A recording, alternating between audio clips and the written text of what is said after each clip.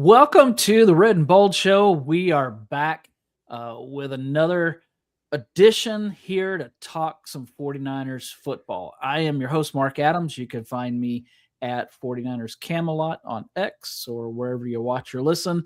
I'm joined by the great, the impeccable, the stunning at times Anthony Robertson of 49ers Cutback. Ant, how are you doing with an intro like that, man? You got to bring it.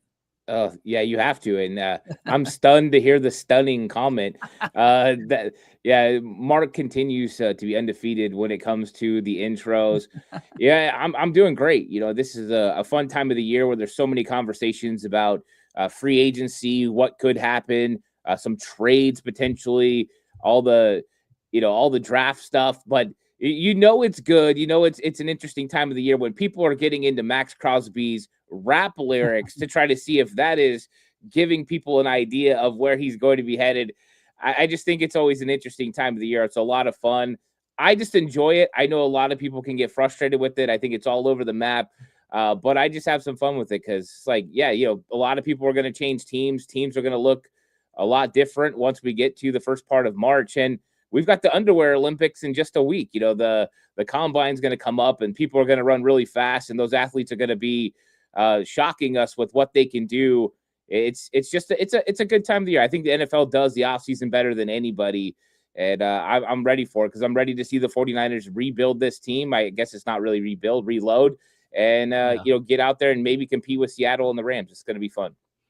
Yeah, it is going to be a lot of fun. This is a fun time of year when rumors are floating around. Some of them may come to be, and some of them, or most of them, probably won't, especially with a team like the 49ers who are always checking in on somebody. So they're always going to be mentioned. And so we have a lot of people hopping in the chat here. So thanks for everybody that's joining us and for everybody that's jumping in here. It's going to be a good time. I want to start off because this is the first time that we've talked since the 49ers hired Raheem Morris. I almost said Mostert. I'm sure that's going to happen a lot. What did you think of this choice? Was it the right choice?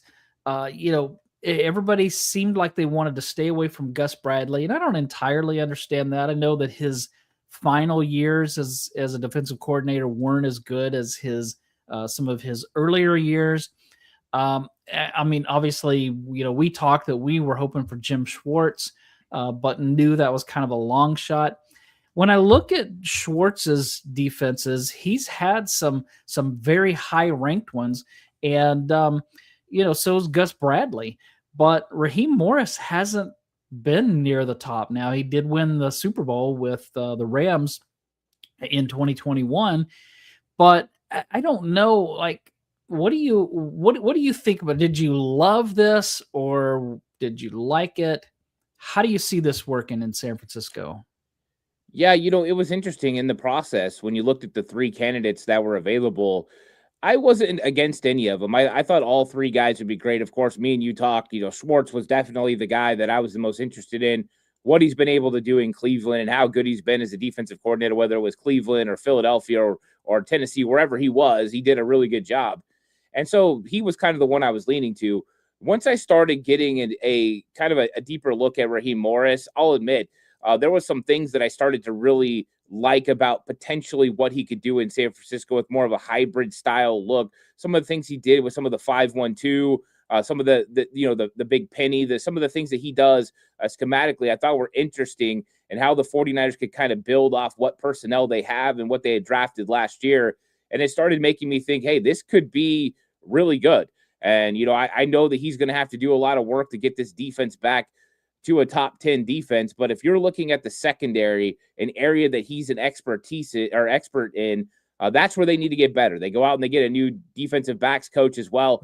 They are trying to make this defense top of the line again. I think some of the things he can do with some alignments, maybe some 3-4 looks, some 4-3 wide 9 still, then go into some of his, his nickel, his penny, all the things that he's going to be able to do. I think even some dime looks, and he could start playing some games on defense and make things a little bit more difficult. So I think with the trends around the league offensively, with a lot of the 13 personnel, the 3 tight ends on the field, I thought his unique perspective And the fact that he's been well-traveled, whether it was learning the Tampa 2 in Tampa Bay with those guys or going and learning what to do in the quarters from Brandon Staley or the cover 3 from Dan Quinn, he has been around and he's learned a lot. And I think that that's something, that experience, I think, could be very beneficial for the 49ers. And in addition to that, in one of his stops, he actually worked on the offensive side of the ball. So he knows both sides. We know that Kyle Shanahan has sat in on defensive meetings earlier in his career to learn both sides as well. So it sounds like Raheem Morris and Kyle Shanahan are cut from the same cloth.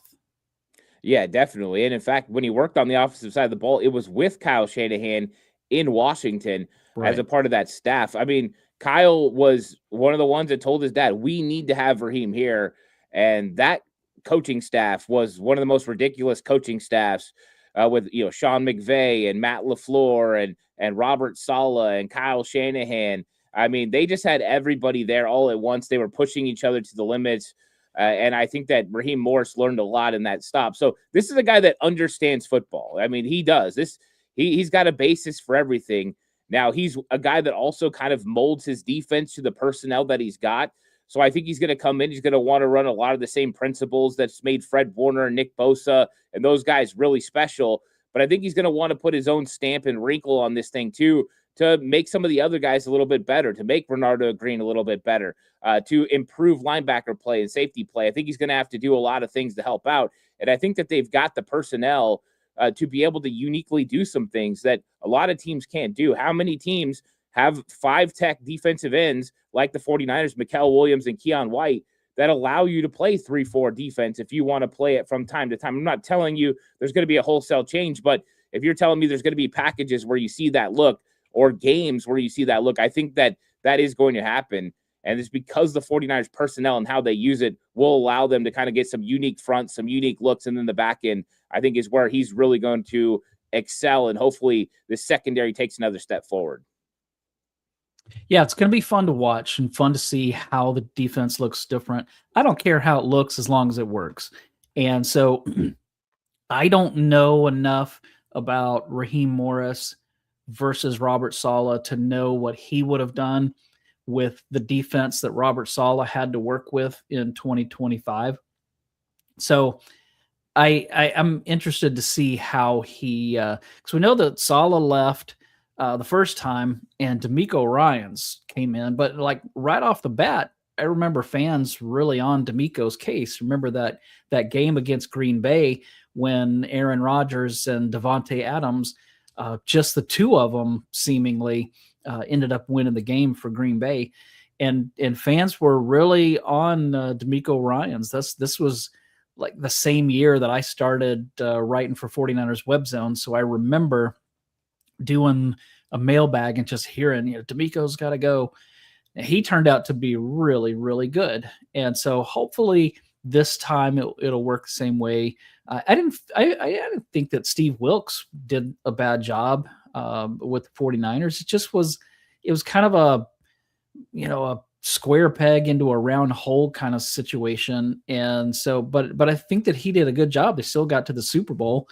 But then we don't want, another bad situation like we had in 2024. So hopefully this will end up being, if not an upgrade, at least as good as Robert Saleh.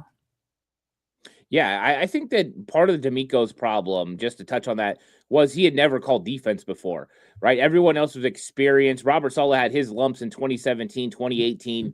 DeMeco had to learn. Steve Wilks, Raheem Morris, those guys, they don't have to worry about that. They've called defense before, so they're going to be just fine. So I think that Raheem Morris steps right in, does a really good job. I think that they will have to get their defensive footing, but you're getting their, Nick Bosa back in the lineup, Fred Warner back in the lineup. And then I think some of these young guys are going to help out. Upton Stout, hopefully Nick Martin is able to get out there and compete. I thought that he improved a lot during last season, just in the limited snaps that we saw him. But from what I saw him at training camp, when he was struggling to just get into his back pedal consistently and get where he needed to get in pass coverage, to what we saw in games, I thought he improved vastly. So I think there's a lot of improvement with those guys, and Raheem Morris is going to be expected to take him to the next level.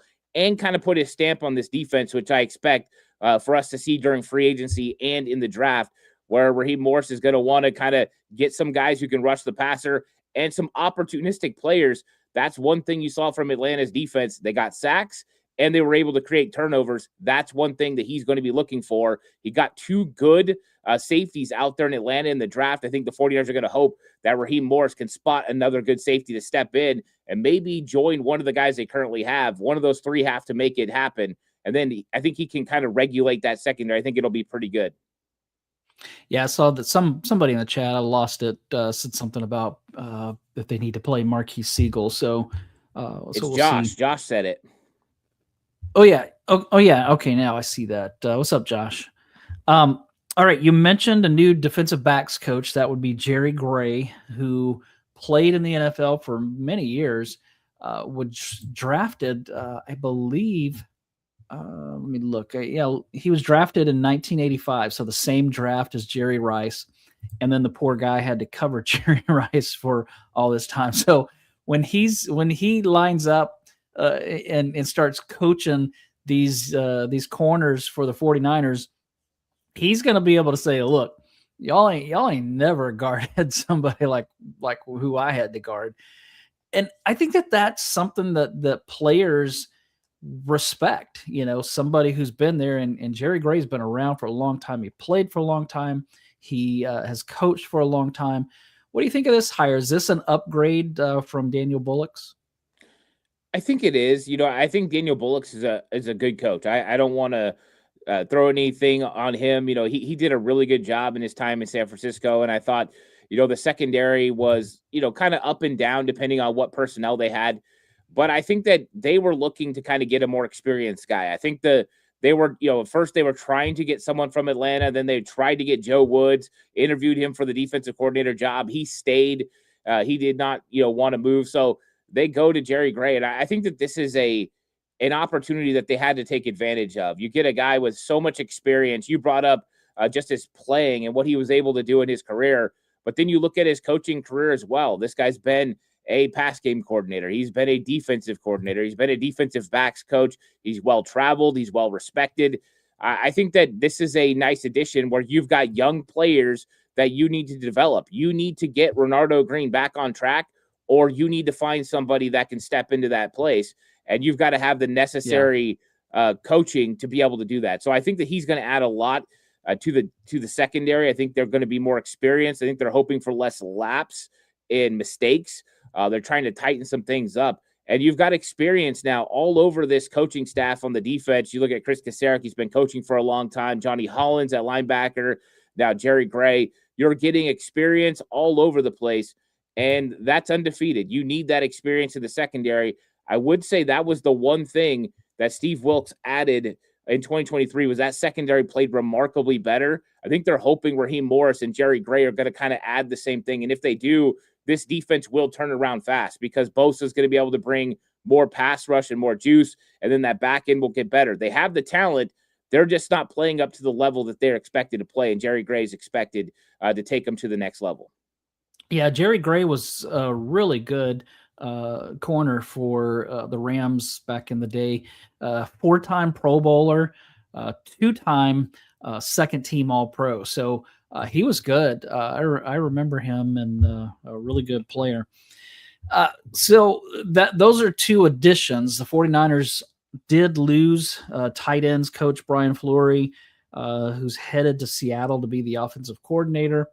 How big of a loss is this? George Kittle obviously is sad, but how big of a loss is this? And any clue who they might bring in to replace him? Yeah, I think it is a loss. I think that he was well respected. I think George Kittle loved him, but George Kittle is very he loves his coaches overall, right? He's one of those guys that's always about it. When he lost his first tight ends coach and he went to Miami with Coach Mike McDaniel, he had a similar thought process. He was very upset. And so I think that he's one of those guys that definitely enjoys his coaches and kind of builds a connection with them and camaraderie with them. And so I think it's going to affect him. I do think that Brian Fleury is a great young mind and a great young coach. And I think that this is a loss for the 49ers. but I think that they expect it year after year. And there wasn't really an opportunity for him to move up right now. I know he was the run game coordinator. I think that's something that's going to be interesting to see if they go back to Chris Foerster for the run game, or if they go a different route. I think that's probably the more interesting than the position, because I believe they do have somebody that they could elevate. I'm going blank on the name right now, but they have somebody in-house that they're probably going to promote. We'll see how that goes. I think David Lombardi might have put it out there already. But I think that when you're looking at the run game, that's what I'm most interested in, is seeing where they go from here and seeing how it changes. Because if there's one area that this team really needs to get better at on offense, it's got to be the run game. And so Fleury moving on, I think, is interesting. They're going to see him twice a year now with what he's going to do in Seattle and take over for what Kubiak was able to do there. But I think that this one's going to be an interesting hire, just to see if the 49ers go back to Chris Foerster and the run game, or if they go a different route and maybe it gets a little bit more interesting with who is in charge of their run game. We all know we'd love for them to make a couple outside hires. I don't know if that's going to happen, but this is going to be unique to see how they handle it, because this run game must get better in 2026. Yeah, for sure. And that's the perfect segue, because that's what I was going to bring up next, that this team, when they've been at their best, has been one of, if not the best, running offense in the NFL. Whether it's McCaffrey or Raheem Mostert or whoever it was, even when Mostert was injured and they had Elijah Mitchell as a rookie, they still were running the ball well. And that's kind of how they built that team: strong running game and a great defense. Right now, they can't run the ball and they can't stop anybody. And so, to me, I think that this offseason, they've got to resurrect the run game, and they've got to reignite that pass rush, especially. They've got to continue to get better at stopping the run. I think that that's probably first and foremost on the defensive side. But the way that I see it, I think that they need to run the ball better, and they've got to get to the quarterback. Now, those are obvious things that I'm picking at right there. I mean, nothing really deep and life altering, but how do you see that happening in free agency? Because the title of this show is, will the 49ers be aggressive in free agency? What do you think they should do to upgrade the run game, get back to that identity that has made them so good in the past, and at the same time be able to stop the run on defense and to get that pass rush back where it is? Because we've all talked about the problems of the secondary, but the secondary is going to be better if the pass rush can start getting home. So what do you see that they need to do in free agency? Will they be aggressive? I mean, obviously, we'd love for them to go get a great wide receiver, some studs on defense, but there's only so much that they can do. So what do you think that they ought to do this offseason? It's almost March. Yeah, it is. I mean, that's the thing. The free agency, March 11th, is a new league year. Like, it's here. And they're going to have to make some big decisions. And we know that the combine kind of kicks off a lot of the conversations with agents about how things are going to play out. And we know everyone says, oh, there's no tampering, blah, blah, blah. And then all of a sudden there's you can meet with people, but it's not tampering, whatever that is. But I think that the 49ers have several positions that they could go to. And there are some big ticket free agents that I think would wholesale change things if the 49ers decide to spend. Now, the 49ers do have money to spend, but will they go like they did last year and go younger, cheaper, not really spend in free agency? I don't think so. I don't think they go that route. I think they did that for last year because they were going to have all the dead money. I think they're going to go back to what they were doing before, which is one or two, kind of bigger named, maybe one high price, one medium, and then a lot of low budget guys that they would add for depth. I think that's probably what they go back to. That's probably where they're looking. But the question is, where do they hit? You talked about the pass rush. They need to get better there. So they have a lot of edge rushers that they could add that could potentially be available. I mean, if you're going top of the line, you're talking Trey Hendrickson. He's available. We know the 49ers have wanted him. Spotrac saying he's going to get $25 million per year. Well, that's not a lot. I mean, when you're looking at a guy like that, $25 million rather cheap for an edge rusher, considering everyone's talking about trading for Max Crosby, and he's going to cost $30 million per year plus 2 first-round picks and a starter. You can get Trey Hendrickson for just, 25 to 30 million, whatever that ends up being. I think he'll get a lot of money on the open market. But you also have some guys who are a little bit lower, guys like Joey Bosa, who still had a good, effective season last year for Buffalo. And for the most part, he stayed healthy. That could add some help opposite of Nick Bosa. And that's one of the keys. Mikael Williams is going to do his job when it comes to stopping the run. You need guys who have juice when it comes to pass rush. And I think that they're going to be looking on the market for a defensive end. So I expect them to go get a defensive end. I'm not sure it's going to be the top ticket item that they go get, but I think they're going to add one. I think they are looking to spend at some positions. I think wide receivers got to be a position that they're looking at. And this might make people a little nervous because you talked about fixing the run game. There's several ways to do that. First, you could just do what people are going to say in chat is add the best offensive lineman, go get Tyler Linderbaum, and he's going to fundamentally change offense. You draft a guard, and you are set. I don't know if the 49ers spin that way. When you hear about Chris Foerster talking about he'd rather have the players on the outside, the skill players that can make things happen, and they'll figure it out on the offensive line. They might decide instead of paying Linderbaum $17, $18 million, to pay $17 or $18 million to a wide receiver like Romeo Doubs or somebody else that's available to play on the outside. Alec Pierce is probably going to get over 20, but I think that they might go wide receiver with one of those big ticket items. And so I think that that's how they plan on fixing it. Getting a guy that can stretch the field vertically, getting a guy that's now a weapon that will kind of open up the defense a little bit so they can run the ball a little bit more effectively. The other way is you could go tight end. And I did a video about that this week. The way the league is going to more 3 tight end sets, you could get players that can play out there. There's lots of great options. Isaiah Likely is one guy that can play on the outside. I think he's interesting. Cade Otton, another one. Or you could just go out there and get Kyle Pitts. Now, is he going to get franchise tagged? We'll see. But I think that these type of guys all could help with the offensive run game. But I expect them to be aggressive, but not overly aggressive. I don't think they're going to go spend all their money. I expect them to kind of make 1 or 2 moves. One probably pretty big move, another one medium, and then the rest kind of low budget as they fill out this roster. So when it comes to wide receivers, so let's move away from the run game for a second, because I completely agree that they have to upgrade that wide receiver room.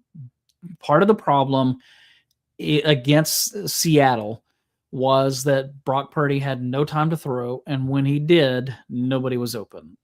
That's what I saw. Now, I didn't watch the all 22, so I can't say that. It just seemed like every time he threw a ball to somebody, there was a defender glued to him. Who would, if there was a wide receiver that you hope that they go get, and obviously, everybody goes to Justin Jefferson, but I just doubt that that's going to happen. So if there was a free agent wide receiver, who do you want to see them bring in that can be a complete wide receiver, a number one kind of guy? Is there a number one out there that would be available even? What do you like at that position? Yeah, I think there's 3 options at X wide receiver, and that's really what they need is X. That would kind of cause defenses to play them a little bit different. I think there's 3 guys. I think speed would be the number one thing, and I know that I just seen Josh say that in the chat as well. You look at a guy like Alec Pierce, and I think that's why everyone's talking about him, because he's 6'4" and he's really fast, and he made so many plays down the field that, this guy averages over 20 yards per reception. Like, that's ridiculous with what he's able to do. And if you have a guy like that, well, then you should be able to run the ball a little bit more effectively because he can kind of do some things down the field. I think he's number one. I think one that's going to probably bring up the most conversation, because some people are going to like it, some people are going to hate it, is Tyreek Hill. Tyreek Hill is a guy that's so fast that he makes those deep safeties play even deeper. And if you're going to have a guy that can run like that, and I don't know what he's going to look like coming off the injury, and I know he's got all kinds of off-field issues. Let's throw that out for a minute and say the 49ers are comfortable with his off-field issues, with all the baby mamas and everything that's going on with that. If they are, you're talking about a guy that creates a little bit more space over the middle of the field just by being on the field, because they worry about him going deep and what he could do on those through routes. That would open up so much space over the middle of the field for guys like Ricky Pearsall and George Kittle and Christian McCaffrey, that it would absolutely unlock the 49ers offense. Like it would. And so I think Alec Pierce doing that, Tyreek Hill doing that, I think those are the most interesting guys to be able to handle that X role. The outside guy, the guy that's a little bit cheaper, I think, is Romeo Dobbs. He's not going to be a guy that can consistently threaten with speed, but he's a good enough route runner. He's a guy that can find ways to get open. I think that he could make some plays and he would open some things up. But those other two guys, those guys are explosive. Those guys are scary. Those guys fundamentally change defense and how they approach your football team. I think those are probably the guys that I look at the most. I know a lot of people will bring up Rashid Shaheed. I don't think he plays X receiver. He's more of a Z to me. So I'm looking at pure X receivers, and those are the three guys that I target. But yeah, it's going to be interesting to see what happens with Tyreek Hill, if he's even healthy, ready to go. He had a nasty injury last year. But if you were talking the perfect type of player, it would be those two guys, Pierce, Tyreek Hill, for Kyle Shanahan's system.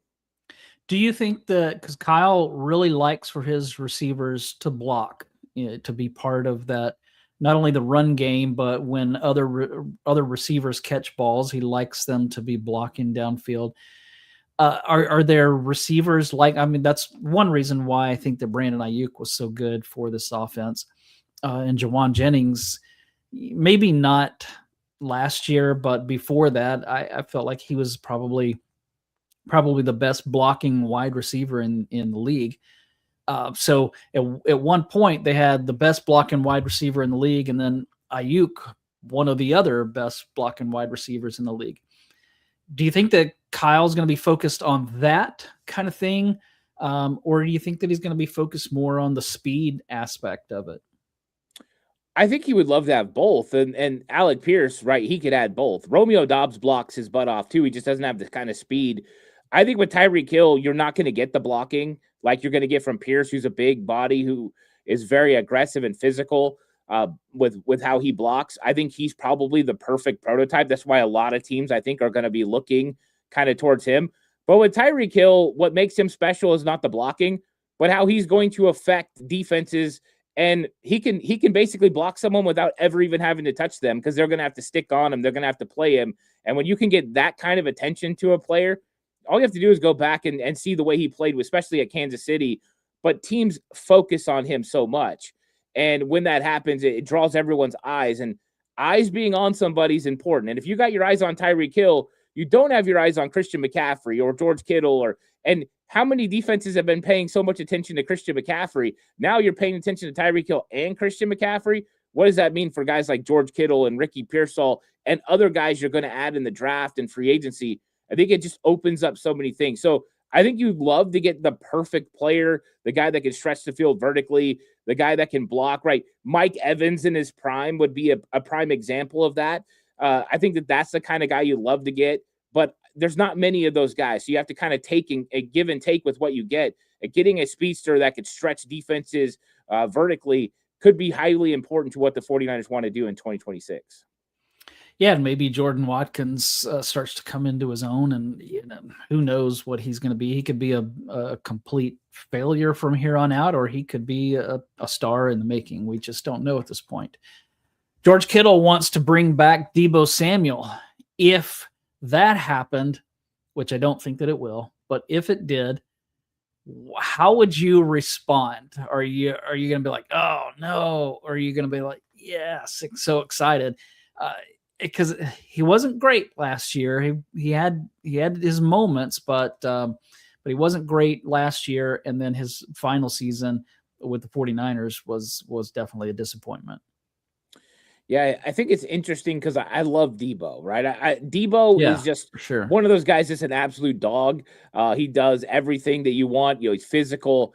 But I think that it depends on what you'd have to pay him too. And we've seen a 49ers offense that was a little bit more smooth in transition-wise this year without Deebo, where when Deebo was out the years that he played for the 49ers, it would kind of wholesale change the 49ers offense. And we didn't see that this year. It just kind of flowed, and it didn't matter what wide receiver they were putting in. It kind of stayed the same.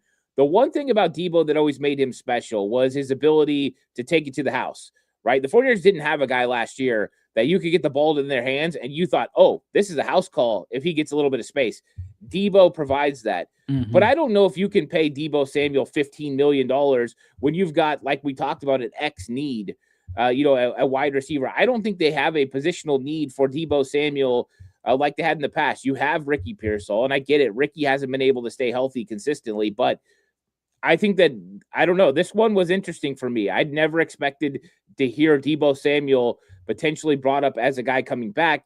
And it didn't stop there, right? He said, and friends. And I don't know what that means, and friends. I know there's other guys that could get cut and could be available. I think it's interesting to think that George Kittle wants to, hey, bring guys back and run it back. But I think most of the fan base has kind of moved on from Deebo. I think Debo's a great player. I just don't know where it fits. So I would be interested to see how Kyle Shanahan brings him back in the fold and says, okay, this is how it fits. This is going to help us beat Los Angeles and Seattle. I don't know exactly how that it happens, but I do love his playmaking ability, and I'm always a big fan of Deebo. I think that 2021 season is always going to be one of the most special seasons with how he took the team and really put him on his back for a long time. But yeah, I don't know. I don't know if that one makes sense to me. Yeah, and that's what I remember about Deebo Samuel, but I can't forget in 2024 that Rams game where coming across the middle, he catches that pass. It's late in the game. They probably win it, and he dropped it. He was wide open and probably would have scored. That's hard to, and that was like right after he was choking people. I saw that Josh in the chat said, dude's out there choking kickers. He's bad news anymore. Yeah, that whole situation with Jake Moody and the who was the long, was it a long snapper or somebody like that? Yeah, Tabor. Yeah, Tabor Pepper. Yeah, and that whole situation was just messy. And then right after that, Deebo goes out and drops that pass. I mean, they're different games, of course, but they weren't far apart from each other. And so that's what sticks out to me. And that's why I would pass on Deebo, even though I love the guy. I love what he did in San Francisco, but yeah, I don't think that's going to happen. Give me one move that you would make to upgrade the run game, upgrade the wide receiver room, and then give me 2 moves on defense to improve the pass rush, to improve the stop in the run. What would you do? 2 things on offense and 2 things on defense. Free agency. I think on offense, I would look at, they've got to do something when it comes to the edge blocking. When you have George Kittle, it's very effective, but when you don't, it's hurting. And it's funny. Last year, I talked about how much they missed Charlie Warner, and I had talked about that. And then they had Luke Farrell, and I kept saying, but he's not Charlie Warner. Yeah, and I think that was very clear last year. They need a tight end that could absolutely go out there and block. So, a guy like David Njoku, to me, would be very fun for the 49ers. A guy who can still do things in the passing game, but could come in and block. I kind of like one of those 3 down tight ends to kind of hold it down for the 49ers until Kittle gets back. And then you kind of run some 12 personnel with those guys and even some 22 personnel with Juszczyk. I think that would be very interesting. It would have to be a fundamental change for Kyle Shanahan. He doesn't run that as much, but we did see it some in games this season where he would just stay in 21 or 22 personnel. So I think that one would be interesting for me to help fix the running game. I know a lot of people will talk offensive line, but I think that's big. And then when it comes to wide receiver and kind of fundamentally changing, I think they need to sign a guy like Romeo Doubs or Alec Pierce. I think those guys come with the least amount of baggage. I think Doubs is the most likely because he's going to be the most financially affordable. I think you look at Alec Pierce, I think he's going to go through the roof. I think he's the perfect candidate, but I think it's going to be somebody like Doubs that makes sense for this football team to add that they could, in free agency. And then when you look at defense, I like going with defensive tackle John Franklin Myers. I think that he would add a lot to this football team. They need help when it comes to that defensive line rotation. And I know they drafted 2 guys last year, and I'm very high on Alfred Collins and CJ West. But if you could put John Franklin Myers in there to start with Alfred Collins and then rotate CJ West and maybe another addition they make in the draft, I think that they could get a formidable group up front. Those guys are more 2-down players anyways. But for John Franklin Myers could play 3 downs, which would make it a lot more interesting for this football team. I think that would be a key. And then when it comes to pass rush on the outside, they got to add one of these defensive ends. In a perfect world, you add Trey Hendrickson, you call it a day. I don't think that's going to ultimately happen. I think it's more realistic that they go with somebody like Joey Bosa or one of those guys that's more of a mid-tier guy, there are some options. Maybe they go with a speed rush guy like Arnold Ebiketie, somebody like that. But I do think that they need to add pass rush. And I would actually rather them add a 3-down defensive end than just a pass rush specialist if they're going to keep Bryce Huff. So I think that that's going to be something they probably do. But if you told me that they added one of those tight ends, John Franklin Myers, Romeo Dobbs, and a defensive end, they would completely reset it. My guess is you're most likely to get 2 of those guys because I think that some of them are going to be expensive. But those are guys that I would target. Yeah, that's interesting. And Joey Bosa had a good season this past year. So, and that's good, because he's had so many injury related issues. I love those picks, because they're addressing the run defense, the pass rush, the run offense. Because we haven't really talked about that loss to Seattle in the playoffs, but we definitely don't need those. Whatever that Christian McCaffrey, Kyle Juszczyk, let's run it to the outside and pitch it at the last minute. That I don't know what that was, if that was a real play or what, but I don't need to see that stuff anymore. And again, that wide receiver room has to be better. Yeah, wide receiver room definitely has to improve. They need playmakers, and that's why you're hearing about guys like Debo, even though they're, nobody thinks that that's going to happen anymore. That's why those guys are getting kind of connected. If you just look at what people are posting about the draft, even right now, everyone's talking about Casey Concepcion and those guys who are playmakers because they know the 49ers need playmakers. And that's why I think that there is a real connection. I know some of these, online people have already started connecting like Tyreek Hill or Romeo Dobbs or whoever to the 49ers. They know they need to get weapons out on the outside. And I wouldn't even be against the 49ers adding tight end, wide receiver, and running back, depending on if the right things came about. They need to add help along this team, and they need guys who can make plays with the ball in their hands. This is Chris Foerster talked about.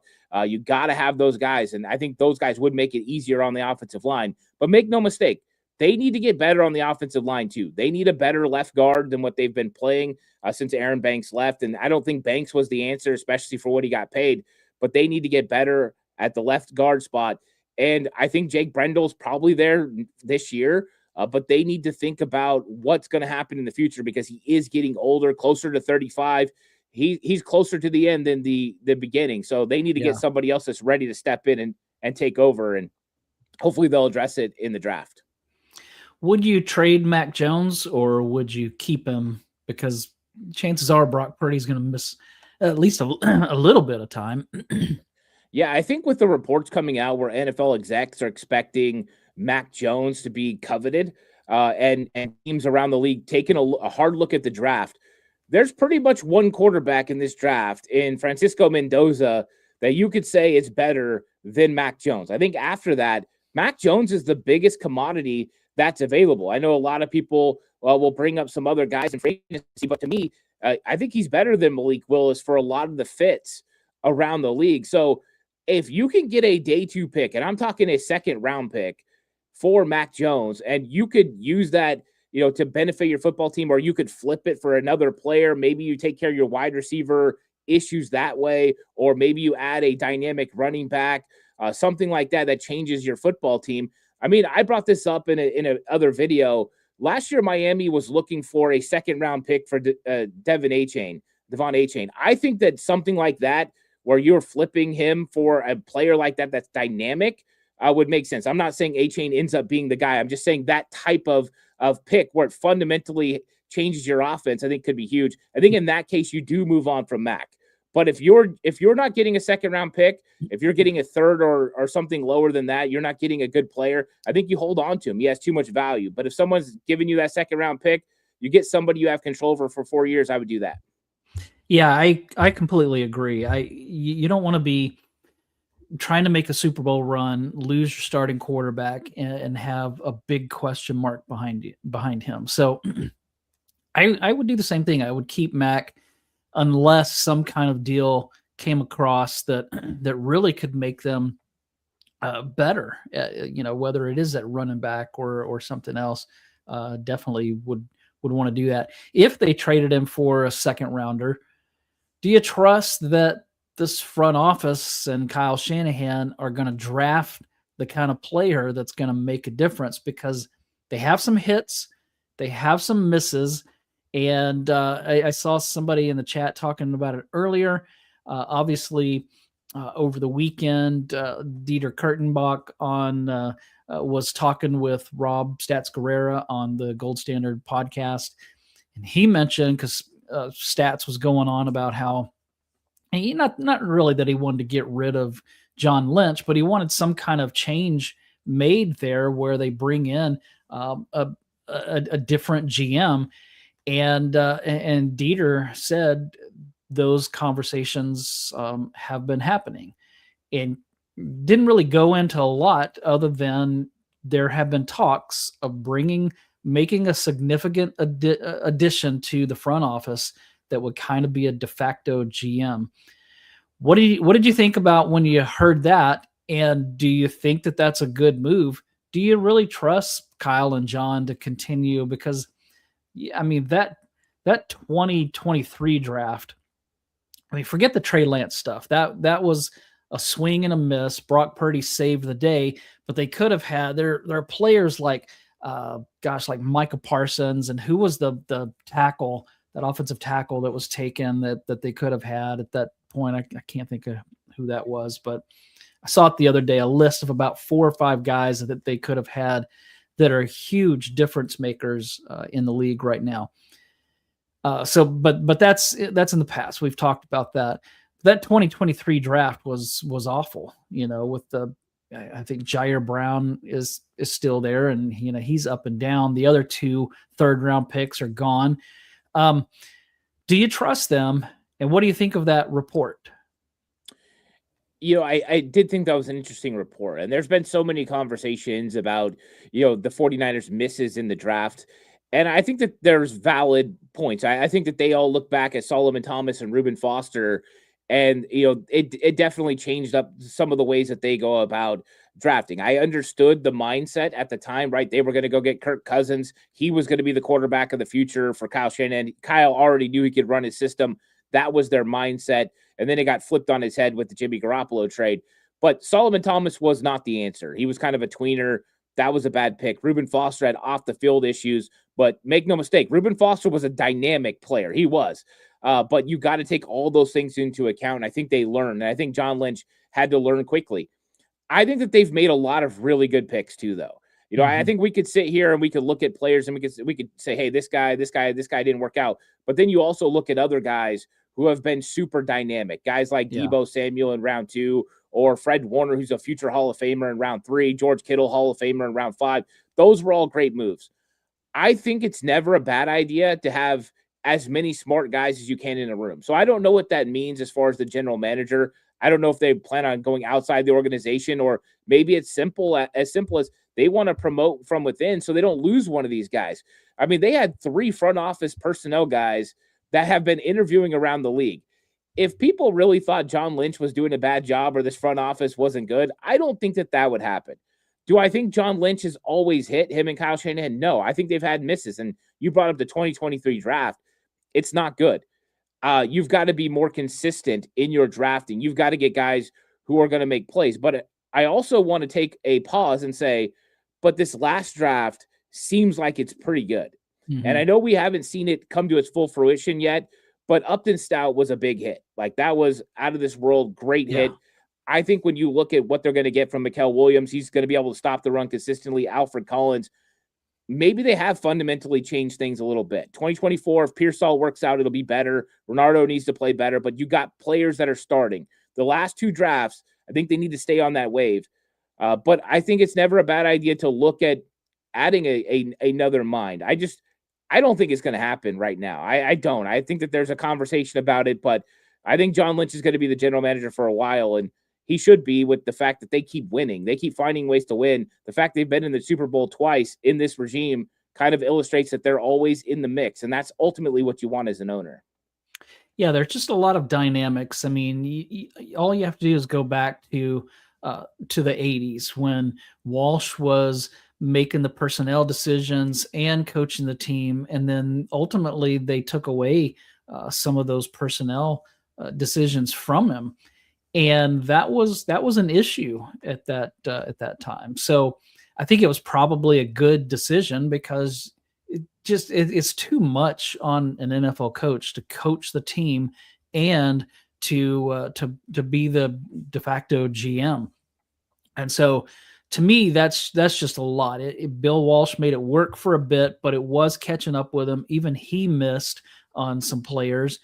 And so I just don't know. Like, if they brought in somebody, does that mean that Kyle's not making the calls that he normally makes, and how's that going to affect? So, kind of with you, I think that there probably are some kind of conversations going on, but I don't think it's going to be like earth shattering if it happens. So, I think it's going to be smaller.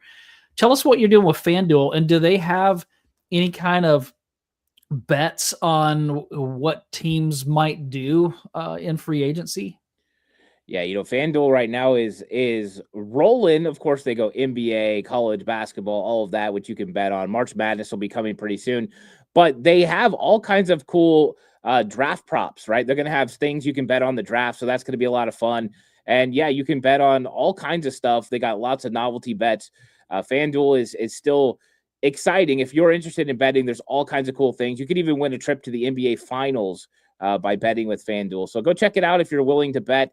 And there's lots of opportunities to get into it. And I think I'm going to bet on the draft this year. I've never bet on the draft before, but I think I'm going to bet on the draft with FanDuel, because I think it'll kind of heighten the experience a little bit for me. I got into a little bit of the betting during the season. I really enjoyed it. Yeah, that sounds fun. That's definitely going to be interesting. So, all right. Anything else before we take off? We've been going here for almost 47 minutes. Had a lot of good discussion here in the chat, and we appreciate everybody who's been part of that and who's listening or watching. Anything you want to add before we take off? I just would like to say that, I'm really enjoying the off season, and I'm looking forward to more conversations. I love when people come into chat and leave comments about, different opinions, because I think right now there's a vast amount of opinions on what the 49ers are going to do, what they should do. And I'm excited to see what they end up doing. But I just want everyone to know that, keep filling up the comment section, keep jumping in chat and leaving all your ideas. I definitely pay attention to them. I'm not a guy that's like a one-track mind. I like looking at everyone's opinions, and I'll never go down on anyone's opinion and say, oh, that can't happen, whatever. I always think it's interesting, because you just never know what can happen. I still remember where I was when Deion Sanders signed with the 49ers. I still remember what I was doing when they traded for Kevin Green. I thought that was one of the biggest moves ever. I loved Kevin Green at the time. So it's just an exciting time to be a fan. And yeah, I think it's going to be a lot of fun with the draft coming up. I'm excited for that. I've been doing my breakdowns on Patreon now, because draft it's coming. And there's way too many prospects to look at, Mark. Way too many. Yeah, there are a lot. So, but I know that you'll bring it. You'll do a great job. Thanks, everybody, for joining us today. Whether you're watching live or listening or watching later, we appreciate it. We appreciate your support. Please make sure to like and subscribe and do all those things. That really helps us, and that means a lot to us. Thanks, everybody. Have a great rest of your week. Stay safe.